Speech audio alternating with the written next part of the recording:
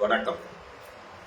தொண்டு செய்து பழுத்த பழம் தூயதாடி மார்பில் விழும், மண்டை சுரப்பையை உலகு தொழும், அவர் மனக்குகையில் சிறுத்தை எழும் என்று ஐயா தந்தை பெரியார் அவர்களை பற்றி புரட்சி கவிஞர் பாவேந்தர் அவர்கள் பாராட்டியிருக்கக்கூடிய வரிகளை நினைவூட்டி, தொடர்ந்து இன்றைக்கு தமிழ்நாட்டிலே தந்தை பெரியார் அவர்களுடைய தியாகத்தையும் தந்தை பெரியார் அவர்கள் தமிழ் சமுதாயத்திற்கு ஆற்றியிருக்கக்கூடிய தொண்டுகளை எல்லாம் இன்றைக்கு ஆதாரமில்லாத குற்றச்சாட்டுகளை சுமத்தி வரக்கூடிய கூலி சீமான் அவர்களுக்கு இந்த காணொலியை சமர்ப்பிக்கின்றேன். 2 நாட்களுக்கு முன்னால் திராவிட முன்னேற்ற கழகத்தினுடைய மகளிரணி செயலாளரும் தூத்துக்குடி நாடாளுமன்ற உறுப்பினருமான அக்கா கனிமொழி அவர்கள் ஐயா அவர்களை பற்றி இப்படி பேசிக் கொண்டிருக்கிறாயே என்று கூலி வாங்கிக் கொண்டுதான் பேசுகிறாய் என்று அவர்கள் சொன்னதை கேட்டு ரொம்ப அப்படியே ரோசம் வந்து கொப்பளிச்சு பத்திரிகையாளர்கள்ட்ட ஏதோ நீ பாடி பில்டர் ஆச்சுன்னு சொல்லிட்டு அந்த பாடி அப்படி இப்படி நாட்டி கராத்தையில இருக்க நிஞ்சா சுத்துவாங்க அந்த மாதிரிலாம் பத்திரிகையாளர் முன்னாடி சுத்தி காட்டிட்டு என்னென்ன கேள்வி கேட்டிருக்கிற அக்கா கனிமொழி அவர்களை பார்த்து நீங்கள் பெரியாரியவாதியா, பெரியாரிஸ்டாக இருந்தால் உதயநிதி மாண்புமிகு துணை முதலமைச்சர் உதயநிதி அவர்களுடைய நெற்றியில திருநீர் வைக்கவில்லையா என்று கேட்டார். நான் அதற்கு பதில சொல்லுகிறேன். எப்பொழுதுமே சீமான் அவர்கள் தலையும் காலையும் வெட்டி விட்டு இடையில இருக்கும் முண்டத்தை வைத்துக் கொண்டுதான் பேசக்கூடிய ஒரு பேர்வழி என்பது தமிழ்நாட்டு மக்களுக்கு அனைவருக்கும் தெரியும். உதயநிதி அவர்களுடைய நெற்றியில அவர் திருநீர் வைக்கிறார் என்று சொன்னால் ஏதோ அவரை ஆன்மீகவாதியாக மாற்றி காட்ட வேண்டும் என்பதற்காக அந்த செயல் நடைபெறவில்லை. தூத்துக்குடியிலே அக்கா அவர்களுடைய தேர்தல் பிரச்சாரத்திற்காக எங்களுடைய இளைய தலைவர் அவர்கள் சென்றிருந்த பொழுது உயரமான அந்த வேனையில நின்று கொண்டிருக்கிறார். அங்கே வாக்காளர்கள் ஒரு பெண்மணி அவர்கள் ஆராத்தி தட்டு எடுத்து அந்த ஆராத்தி எடுத்து உதயநிதி அவருடைய நெற்றியில் அந்த பொட்டு வைப்பதற்காக ஆர்வத்தோடு அவர் அங்கே இங்கே அலைவதை பார்த்து அக்கா கனிமொழி அவர்கள் அந்த தட்டை அவரே கை நீட்டி வாங்கி அந்த தட்டில இருக்கக்கூடிய அந்த திருநீரோ தண்ணீரோ எடுத்து நெற்றியில வைக்கிறார். இந்த செயல் ஆர்வத்தோடு வந்திருக்கக்கூடிய அந்த பெண்மணிக்கு மனது ஆறுதலும் மகிழ்ச்சியும் தரக்கூடிய செயல் என்ற காரணத்தினால்தான் அதை அவர்கள் செய்தார்களே ஒழிய அவர் ஏதோ பெரியாருடைய கொள்கைகளுக்கு குளிதோண்டி புதைக்கக்கூடிய காரியத்தை அவர் செயல்படவில்லை. 1. 2வது, எங்கள் அன்னியார் அவர்கள் அத்திவரதர் கோயிலுக்கு போகிறவழியா என்று கேட்கிறார். அவர் பூஜை அறையில சமஸ்கிருத பாட்டு ஒலிக்கிறது ஆதாரம் காட்டட்டுமா என்றெல்லாம் பேசுகிறாய். நான் என்ன சொல்லுகிறேன் என்று சொன்னால், பெரியாரை முழுமையாக நீ படித்திருந்தால் உனக்கு இந்த விளக்கம் தேவையில்லை. ஏன் எதற்காக என்று சொன்னால், பெரியார் அவர்களுடைய கருத்தை தான் சொன்னாரே ஒழிய யார் மீதும் அவர் கருத்தை திணிக்கவில்லை. நான் சொல்வது உன் மனதுக்கு சரி என்று பட்டால் அதை பின்பற்று, இல்லை என்றால் கடந்து செல் என்றுதான் சொல்லியிருக்கிறார். கடவுள் மறுப்பு, கடவுள் ஒழிப்பு, கடவுள் எதிர்ப்பு என்பது பெரியாருடைய பிரதானமான கொள்கை கிடையாது. சாதி ஒழிப்பு தான் பெரியாருடைய, மனித நேயம்தான் பெரியாருடைய அவருடைய கோட்பாடும் கொள்கையுமாகும். அதை முதலில் நீ நன்றாக புரிந்து கொள்ள வேண்டும். இன்னொரு உதாரணம் கூட நான் சொல்லுகிறேன். தந்தை பெரியார் அவர்கள் ஆதரவற்ற குழந்தைகளை எடுத்து ஒரு காப்பகம் போல் அவர்களுக்கு அடைக்கலம் தந்து வளர்த்து வந்தார். அந்த குழந்தைகள் கடவுள் வாழ்த்து பாடல்களை தினந்தோறும் பாடுவார்கள். அங்கே வந்த ஒரு தோழர் ஒருவர், ஐயா நீங்கள் கடவுள் மறுப்பாளரே, உங்களுடைய காப்பகத்தில் இருக்கக்கூடிய இந்த குழந்தைகள் கடவுள் வாழ்த்தை பாடுகிறார்களே என்று கேட்ட பொழுது, தாய் தந்தை இல்லாத அந்த குழந்தைகள் ஆதரவில்லாமல் என்னை நம்பி வந்திருக்கிறது. அந்த பிஞ்சு மனதிலே போய் நாம் இதையெல்லாம் திணிக்க கூடாது. கடவுள் வாழ்த்து அவர்கள் மனதார அவர் பாடட்டும். பெரியவரானவர்கள் பின்னால் அவர்களுக்கு பகுத்தறிவு என்ன என்று அவர் புரிந்து கொள்ளக்கூடிய காலம் வரும் என்றுதான் அவர் கடந்து சென்றார் என்பதை மறந்துவிடக்கூடாது. அது மட்டுமல்லாமல் தந்தை பெரியார் அவர்கள் ஒரு நிகழ்ச்சிக்கு செல்லுகிற பொழுது நெற்றியிலே ஒருவர் திருநீர் அணிகிறார். அப்பொழுது இதே போல ஒரு தோழர் கேட்டார், ஐயா உங்கள் நெற்றியிலே திருநீர் இடுகிறார் என்று. அப்பொழுது அவர் சொன்ன பதில் என்ன தெரியுமா? அதுதான் பெரியார். அவருடைய விருப்பம், அவருடைய ஆசை என்னுடைய நெற்றியிலே திருநீர் வைக்கிறது, அது நிறைவேறுகிறது காரணத்தால் அவர் மகிழ்கிறார் என்று சொன்னால் எனக்கு மகிழ்ச்சியே என்று சொன்னவர்தான் தந்தை பெரியார் அவர்கள். அதே போல ஒரு கூட்டம் ஒன்று ஐயா அவர்கள் அமர்ந்திருக்கிறார்கள்.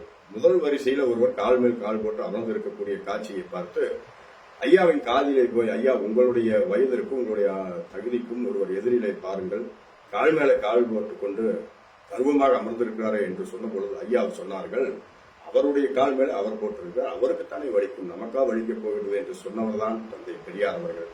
இதெல்லாம் எதற்காக சொல்லுகிறேன் என்று சொன்னால், யாருடைய தனிப்பட்ட நம்பிக்கையோ சுதந்திரத்திலேயோ ஐயா அவர்கள் என்றைக்குமே தலையிட்டதிலே திராவிடர் கழகமோ திராவிட இயக்க சிந்தனைவாதியோ திமுகவோ அதை என்றைக்கும் பின்பற்றுவதில்லை என்பதை புரிந்து கொள்ள வேண்டும். தமிழ் வழி அர்ச்சனைக்காக தந்தை பெரியார் அவர்கள் ஏறத்தாழ 70 ஆண்டுகளுக்கு முன்னரே 100 ரூபாய் நன்கொடை கொடுத்தார்கள் என்று சொன்னால் அந்த 100 ரூபாயுடைய மதிப்பு உன்னை போன்ற கூலிகளுக்கெல்லாம் தெரியாது என்பதை புரிந்து கொள்ளுங்கள் சீமானவர்களே. அது மட்டுமல்லாமல் தந்தை பெரியார் அவர்கள் கடவுள் எதிர்ப்பாளராக இருந்தார் என்று சொன்னால் எதற்காக அனைத்து சாதியும் அர்ச்சனாக வேண்டும் என்று போராடினார்? அதே போல கடவுள் நம்பிக்கை இருக்கக்கூடிய குன்றக்குடி பொன்னம்பல அடிகளாரோடு இணைந்து தமிழ்நாட்டிற்காக, பெண்களுக்காக, பெண் விடுதலைக்காக, சமூக விடுதலைக்காக இணைந்து பணியாற்றினார் என்பது அனைவருக்குமே தெரியும். அதே போல திருவிக அவர்கள் பழுத்த ஆன்மீகவாதி. ஐயா அவருடைய இல்லத்திலே தங்குகின்ற பொழுதெல்லாம் அவர் அந்த இல்லத்தில் இருக்கக்கூடிய நாட்கள் எல்லாம் அவருக்கு இடையூறு ஏற்படாமல் அவருடைய நம்பிக்கைக்கும் அவருடைய பக்திக்கும் உதவி செய்தவர்கள் தந்தை பெரியார் அவர்கள். திருவிக அவர்கள் அந்த இல்லத்தை விட்டு செல்லும் வரையிலும் அவர் அங்கே அசைவ உணவுகளை கூட செய்யாமல் கடைபிடிக்கக்கூடிய ஒரு மனித மாண்பாளர் தான் தந்தை பெரியார் அவர்கள். அவர்கள் வழியிலே வந்தவர்கள் தான் திராவிடர்கள் இயக்கத்தை பின்பற்றக்கூடியவர்கள். எனவே யாருடைய கடவுள் நம்பிக்கையிலும் திமுகவுக்கோ திராவிடர் இயக்கங்களோ வலுவாக கருத்து திணிப்பதில்லை என்பதற்காக இதை நான் உனக்கு சொல்ல கடமைப்பட்டிருக்கிறேன். அதே போல கூலி என்று சொல்லிவிட்டார். அவர் சரியாகத்தானே சொன்னார். நீயேதானே பல கூட்டமேடையில் என்ன சொன்னாய்?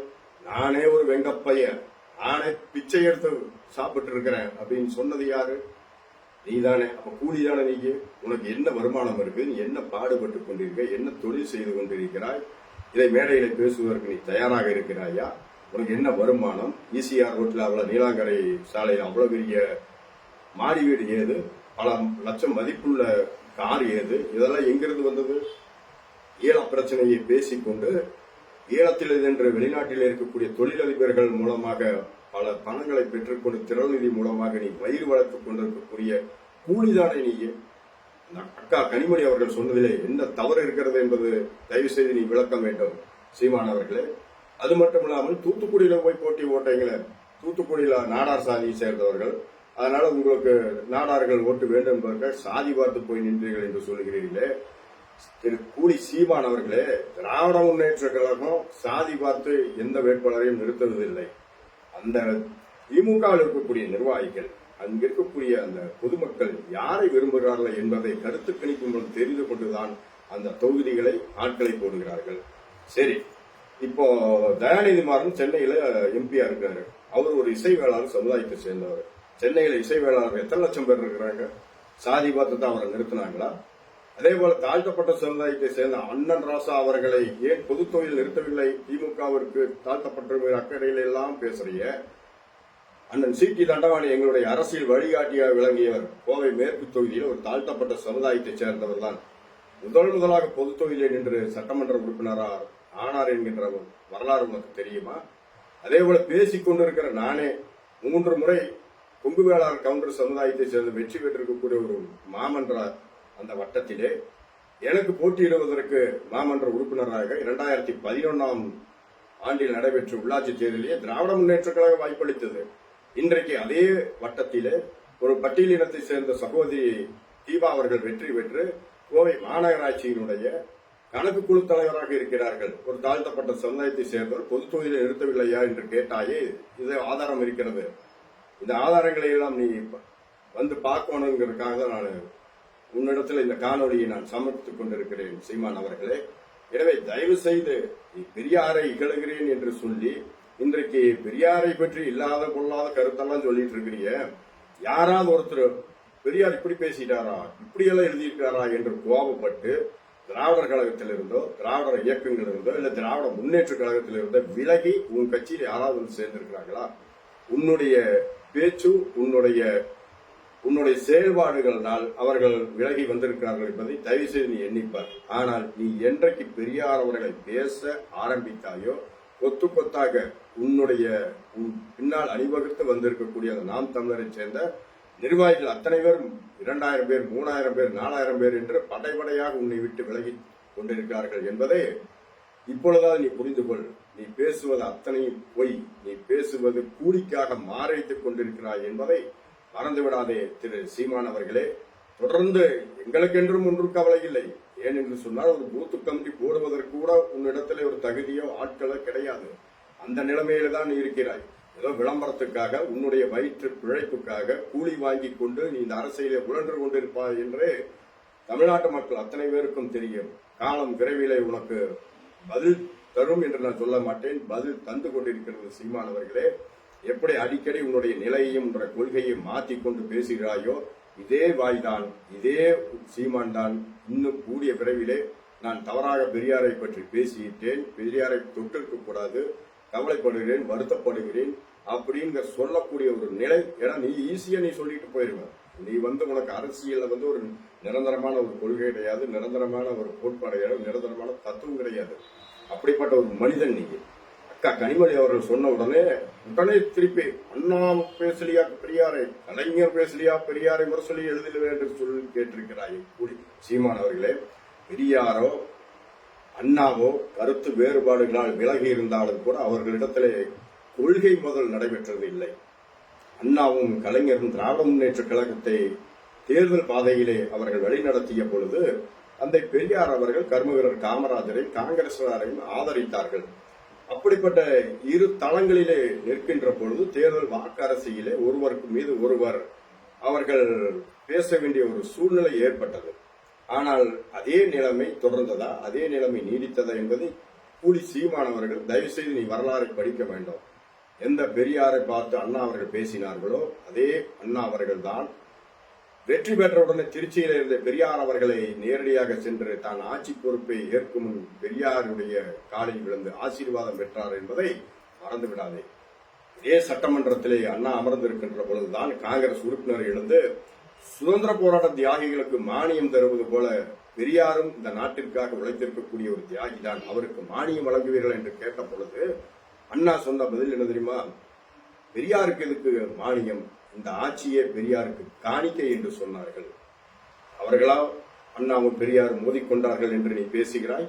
அதே போல கலைஞர் அவர்கள் அப்படித்தான். அண்ணா மறைந்திருக்க பின்னால் கலைஞர் தான் திமுக தலைவராக வர வேண்டும் என்றும் முதலமைச்சராக வர வேண்டும் என்று முயற்சி எடுத்தவர்களில் பெரும்பங்கு ஐயா தந்தை பெரியார் அவர்களுக்கு தான் உண்டு. பெரியார் அவர்கள் தலைவர் கலைஞர் அவர்களை உருவாக்கிய காரணத்தினால்தான் 184 இடங்களிலே திராவிட முன்னேற்ற கழக அன்னைக்கு ஒரு விரும்பாத ஒரு சம்பவம் நடைபெற்ற பொழுது கூட வெற்றி பெற்ற பொழுது பெரியார் அவர்கள் குதூகலித்தார்கள். இனி நான் நிம்மதியாக சாவேன் என்று கூட சொன்னார்கள். அந்த பெரியார் அவர்கள் ஆசைப்படி அனைத்து சாதியின் அச்சரலாகும் சட்டம், அதே போல குடும்பத் தலைவர் ஒருவர் அரசு ஊழியராக இருந்த பணியின் போது இறந்தால் அவர்கள் குடும்பத்திற்கு வாரிசுகளுக்கு வேலை தரக்கூடிய பெரியாருடைய கோரிக்கை நிறைவேற்றி தந்தார்கள். சென்னை உயர்நீதிமன்றத்துக்கு ஒரு தாழ்த்தப்பட்ட இனத்தைச் சேர்ந்தவரை நீதிபதியாக ஐயாவின் வேண்டுகோளுக்கு இணங்க கலைஞர் அவர்கள் அமர்த்தினார்கள். இப்படி தொடர்ந்து ஐயாவிற்கு பெருமை சேர்த்தவர் தான் கலைஞர் அவர்கள். கலைஞர் கூலி என்று பெரியாரை பேசினார் என்று பேசுகிறாயே, இதெல்லாம் உனக்கு தெரியுமா? திராவிட முன்னேற்ற கழக ஆட்சி பொறுப்பை ஏற்ற பொழுதெல்லாம் ஐயாவை அவர்கள் பெருமைப்படுத்தி இருக்கிறது. சமத்துவ புறங்கள் பெரியாருடைய பெயரிலே உருவாக்கி தந்தவர் கலைஞர் அவர்கள். இதெல்லாம் காலத்தினுடைய மாற்றங்களிலே இன்றைக்கும் சரி, பெரியார் தான் இந்த இனத்தினுடைய தலைவர். பெரியாருடைய தத்துவங்கள் கோட்பாடுகள் தமிழ்நாட்டிலே கடைசி தமிழன், திராவிட இயக்க சிந்தனை உள்ளவன் உள்ளவரை வாடும் வளரும் என்று இந்த நேரத்திலே கூலி சீமானவர்களுக்கு நான் இந்த பணிவோடு தெரிவித்துக் கொண்டு, தொடர்ந்து இதுபோல தாக்க நீ முயற்சித்தால் நாங்களும் உன்னை தாக்குவதற்கு தயாராக இருக்கிறோம். தாக்குதல் என்று சொன்னால் ஏதோ நாங்கள் கலவரத்தை தூண்டுகிறோம் என்று நீ நினைத்து விடாதே. கருத்துக்களால் நாங்களும் உனக்கு பதில் சொல்ல காத்திருக்கிறோம். நன்றி, வணக்கம்.